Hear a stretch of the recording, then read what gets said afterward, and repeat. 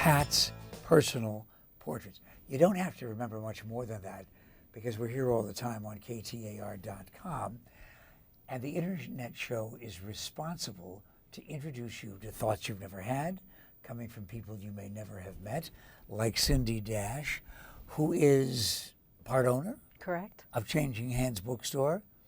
Cindy, I've known you for a long time, and I've known Changing Hands through 2 different locations. Didn't anyone tell you that the book business is over? There aren't any bookstores anymore. It's true, but we don't listen well. And we actually see ourselves as a community gathering place that has amazing events and sells books, often as a souvenir of the experience. You really sell books. I mean, really the place is packed all the time when I go in. So what's the secret? The secret is we're more than a bookstore. We're a place where people can come and talk to a staff member who they've known for maybe 8 years. Yeah, will the staff member talk back? Nicely, they will. If I say to the staff member, unlike the nice librarian lady, if I say to the staff member at the bookstore, excuse me, but about 1.5 years ago, I heard about a book called, I don't know who wrote it. Will they help me with that? We will help you and we will find you the book. Oh. All right. That's one of the secrets. That's one of the secrets. The other one is we have amazing events for all ages. Signings, the book signings? The book signings, but we'll have costume story time for little kids, cooking story time, and then author events from new authors to celebrity authors. Like? Like we actually had the drummer from Kiss last night at our store. Peter Criss with 1,000 fans.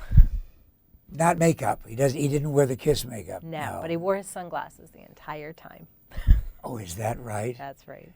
Yeah, so you have the lineup of people to see Peter Criss, the lineup of people to see, the Secretary of State Former Secretary of State Madeleine Albright. She's been there a few times. Yes.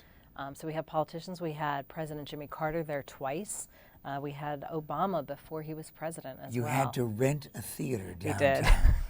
But you get all of these people in spite of the fact that you are a bookstore that should be closed by now, many years. People are saying you can't make any money selling books or having these events because apparently nobody told you there are these electronic things.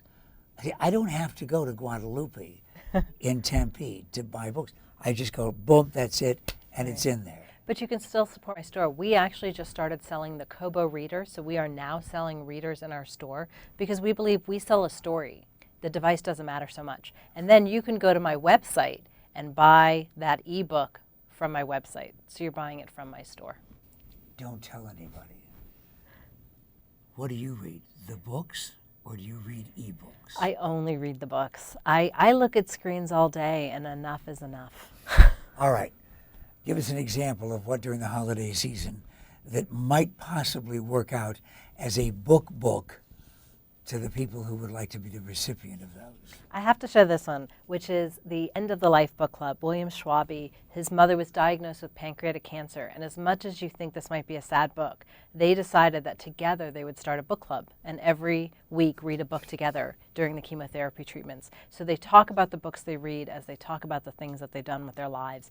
It's funny, it's smart. You learn about their lives and you learn about all these other books as well. And here we are talking about people getting books, and the first book you pick up is about books. Right, because I think this book serves so many purposes. It's a great story, but there's a great list of books in here. Tell me about this one. This is this author's first novel, The Yellow Bird. He is a Iraqi war survivor, came back a veteran, and he wrote basically a linked short story collection about the war. Just so poignant and so well done. Now, your personal recommendations by Cindy. Personal recommendations. All right.